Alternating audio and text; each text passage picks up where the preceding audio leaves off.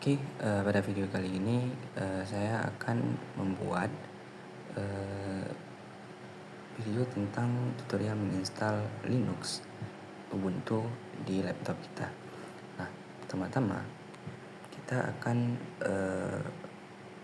buat dulu filenya dengan nama, kemudian namanya bisa bebas apa aja. Kemudian kita pilih ISO yang sudah kita download. Nah, di sini saya menggunakan ISO dari Ubuntu yang terbaru yang saya download dari website resminya dengan total file ukurannya 5,9 GB. Nah, di sini kita skip saja installation-nya, kemudian kita mengatur hardware-nya di sini. Di sini saya menggunakan RAM-nya 4000 MB atau 4 GB dan CPU 2. Oke, di sini kita langsung klik finish saja dan VirtualBox sedang menjalankan Linux yang sudah kita buat.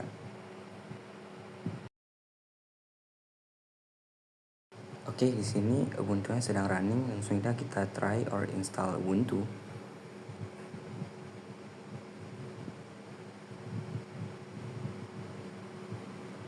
Nah, jadi tunggu sejenak. Sini saya cepatin aja karena proses penginstalannya lumayan lama.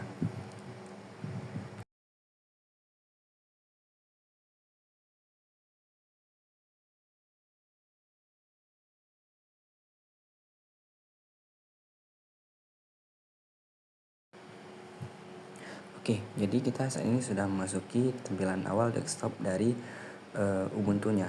Nah, di sini saya akan cepatkan video saja karena saya akan menginstal Ubuntu-nya terlebih dahulu karena untuk menginstal program-program yang ada di Linux Ubuntu nantinya. Oke, di sini saya percepat saja untuk menghemat waktu pembuatan dari videonya.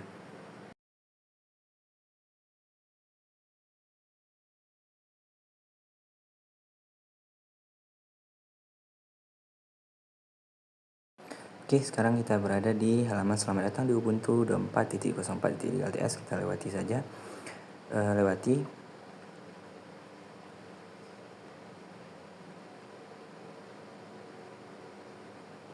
Dan kita klik juga selanjutnya ini bantu memperbaiki Ubuntu. Ini langsung aja kita klik selanjutnya, kemudian klik selesai. Oke, sekarang kita berada di tampilan awal dari desktop Linux Ubuntu yang sudah kita install.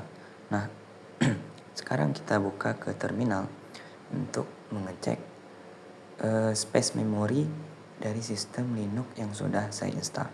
Ketik saja free spasi strip H untuk menampilkan space memory RAM dan swap memory yang saya punya. Oke, di sini kita klik genome, kita ketik genome strip system strip monitor. Ini akan menampilkan monitoring sistem yang ada di Linux Ubuntu yang sudah kita install. Nah, di sini ada monitoring system, sini ada proses, sumber daya, dan juga sistem berkas. Nah, di sumber daya ini kita bisa melihat ada CPU, CPU 1, CPU 2, memori, swap, ada kemudian kecepatan jaringan. Nah, jadi memori ini adalah RAM, kemudian swap ini adalah penyimpanan virtual ketika RAM nantinya akan penuh. Nah, akan jelaskan pada saat analisis Linux yang memakai RAM 2 GB.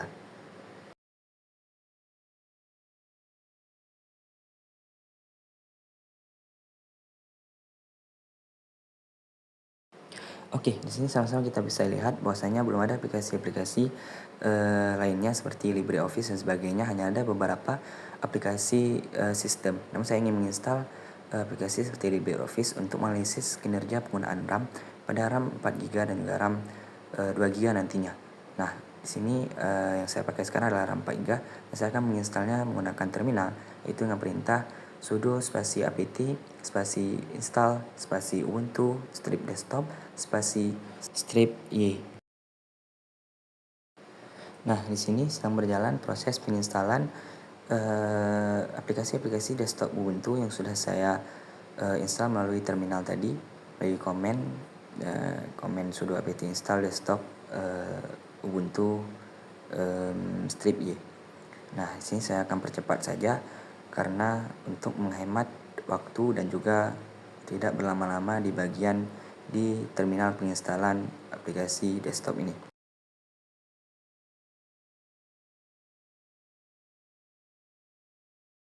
Oke, di sini saya sudah mulai ulang dengan cara saya shutdown, kemudian saya mulai ulang buka Linux Ubuntu-nya. Nah, ini kita akan melewati proses login user seperti yang kita tautkan tadi pada saat pertama kali pendaftaran ataupun penyelesaian sistem Linux-nya.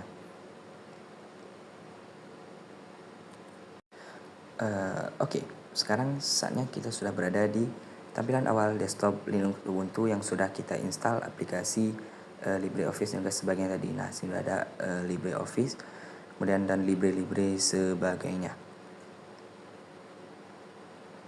Langsung saja kita klik terminal untuk mengetik free spasi strip H untuk melihat space memory yang saya punya dengan swap memory yang saya punya.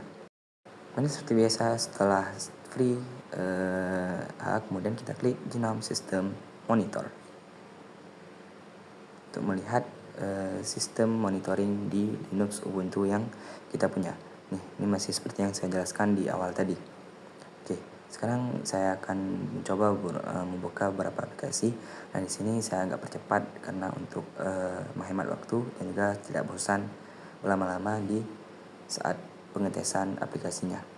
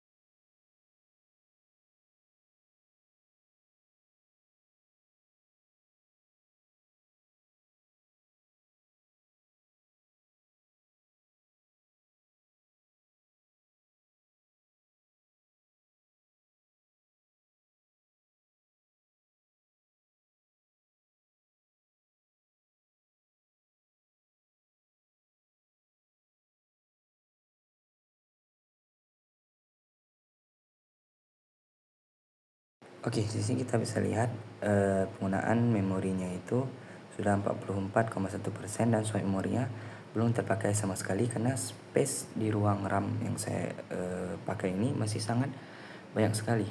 Jadinya penjelasan dari swap memori akan saya jelaskan di saat analisis kinerja pada Linux Ubuntu yang menggunakan RAM 2 GB.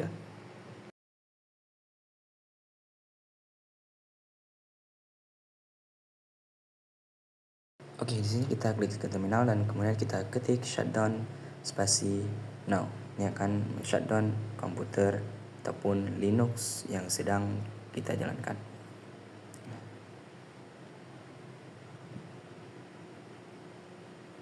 Oke, kemudian kita pergi ke setting untuk mengubah RAM-nya di bagian sistem. Saya akan mengubah menjadi 2000 MB. Oke, langsung kita klik OK. Nah, di CPU saya turunkan menjadi 1 dan kemudian kita klik OK. Kemudian kita start ulang untuk Linux Ubuntu yang kita punya.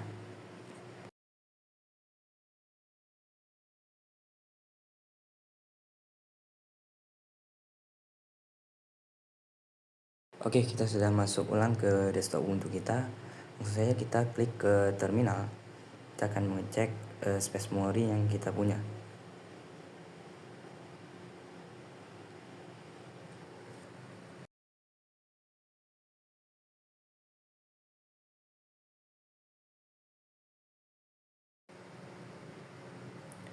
Oke, kemudian seperti biasa Genome System Monitor untuk melihat monitoring sistem dari Linux Ubuntu kita. Oke, di sini sudah terlihat itu penggunaannya sudah 1,13 dari 2 GB memori. Jadinya saya akan mencoba lagi untuk melakukan analisis RAM itu dengan mengecek berapa penggunaan aplikasi.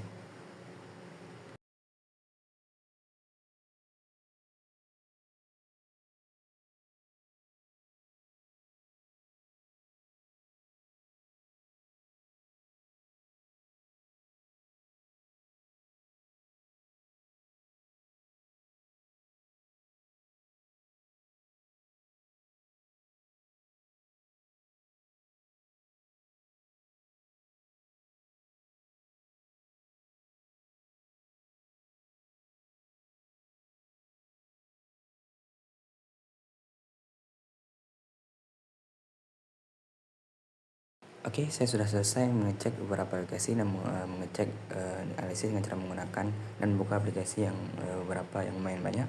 Kita klik seperti biasa untuk melihat sistem yang kita punya. Nah, di sini swap memory sudah ada penggunaannya, yaitu sekitar 1,6%. Nah, bagaimana sih cara kerja si memori dan juga swap memory ini?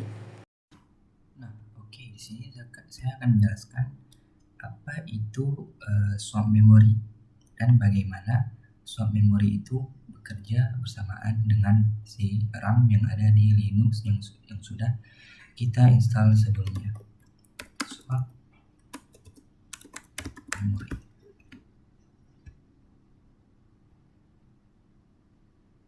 Nah, jadi swap memory ini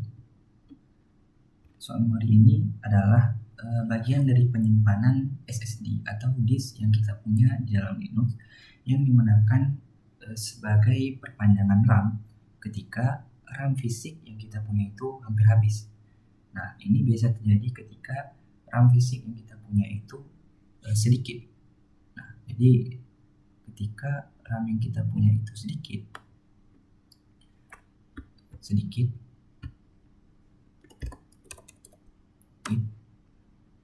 maka sama dengannya itu Linux akan menggunakan swap memory sebagai alternatifnya.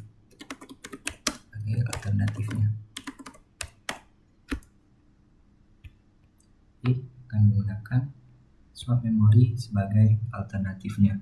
Nah, jadi fungsinya apa? Fungsi dari swap memory ini adalah memberikan ruang tambahan.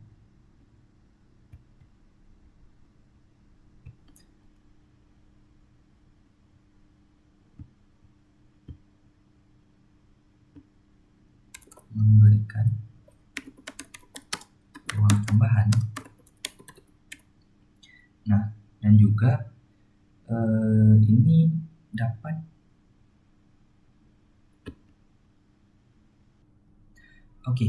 Nah, kemudian jadi kita itu pertama-tama perlu memahami bagaimana konsep memori di sebuah komputer kita terlebih dahulu.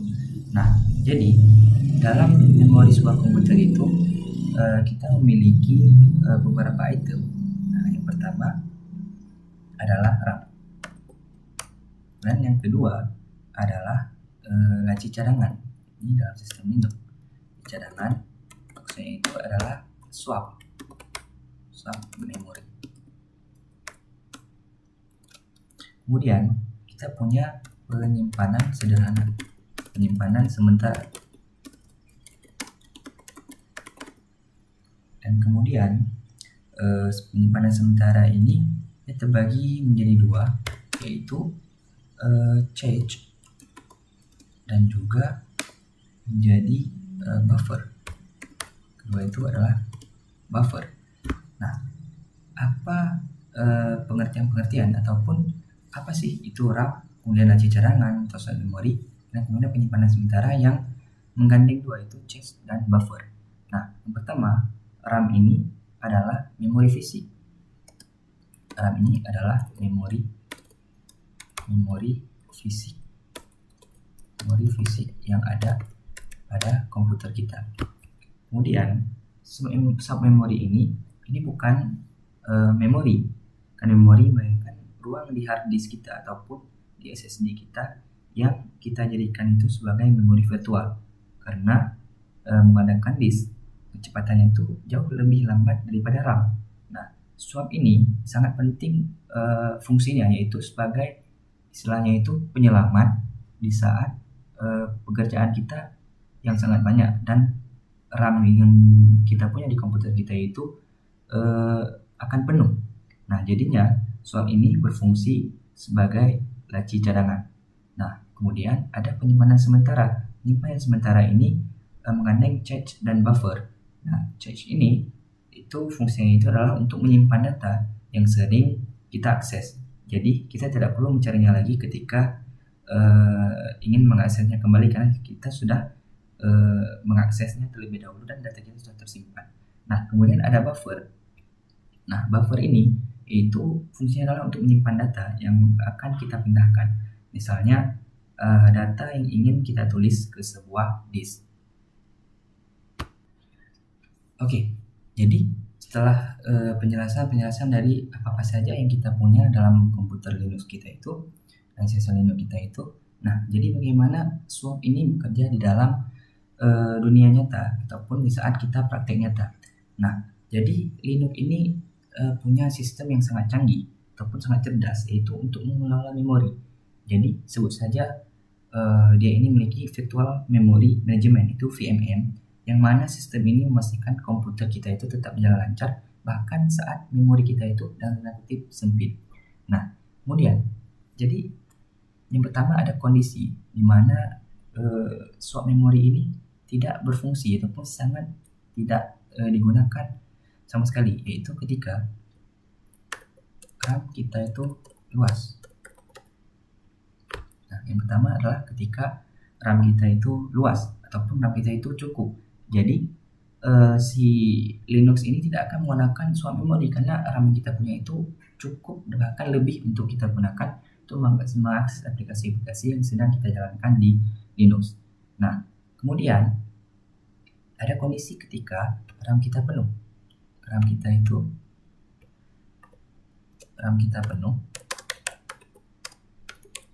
Nah, maka disinilah dia itu proses pergeseran memori ataupun perpindahan memori itu dari RAM ke si swap memori tadi. Nah, bagaimana kronologinya ataupun bagaimana bayangannya? Nah, seperti ini. Bayangkan saja ketika kita sedang membuka banyak tab di browser, ataupun kita sedang mengedit video, ataupun kita sedang menggunakan game berat secara bersamaan, jadi RAM kita itu akan penuh. Nah, jadi kemudian sistem Linux ini akan melihat data atau aplikasi mana yang sudah lama tidak aktif. Nah, misalnya tab browser WA misalnya, kita sudah lama tidak menggunakannya atau sudah lama tidak aktif. Nah, data-data ini disebut dengan data malas ataupun data dingin, sehingga data ini akan dipindahkan ke swap. Nah, proses pemindahan data dari RAM ini ke swap disebut dengan swapping out atau pegging out. Nah, sehingga RAM ini kini memiliki ruang kosong yang bisa kita gunakan untuk mengakses aplikasi-aplikasi yang sedang kita ingin gunakan, jadi menambah aplikasi lainnya. Nah, yang mana aplikasi yang sudah dalam artian kata beku, dingin, ataupun aplikasi malas ataupun data yang malas akan dipindahkan ke swap, maka RAM kita menjadi lega lagi. Nah, kemudian kita akan menghadapi yaitu ketika kondisi kita itu RAM penuh dan juga swap memorinya penuh. Nah, apa yang akan terjadi? Nah, dari Linux ini karena dia memiliki sistem yang sangat cerdas, nah bisa kita kan sangat cerdas dan sangat canggih. Ini walaupun gitu ini merupakan satu kronologi yang terburuk ataupun peristiwa terburuk, yang mana RAM dan laci cadangan kita itu swap memori sudah kita gunakan dan penuh dua-duanya. Nah, kemudian Linux ini secara sistemnya akan mengaktifkan yaitu kayak satpamnya itu petugas keamanan, yang mana dia ini yang bernama OOM killer, yaitu out of memory killer. Jadi OOM killer ini akan memilih satu atau beberapa program yang paling banyak makan memori dan mematikannya secara paksa. Nah, Tujuannya itu untuk apa? Tujuannya adalah untuk menyelamatkan sistem secara keseluruhan dari crash total. Oke, jadinya kita tadi sudah membahas bagaimana sih short memory itu bekerja. Nah, sekarang kita lihat di sini ya ini sudah swapnya sudah terpakai 100 sekian MB. Nah, jadinya sistem short memory itu bekerja seperti saya jelaskan di bagian sebelumnya. Mungkin hanya ini dari saya. Bila ada kesalahan saya mohon maaf. Terima kasih.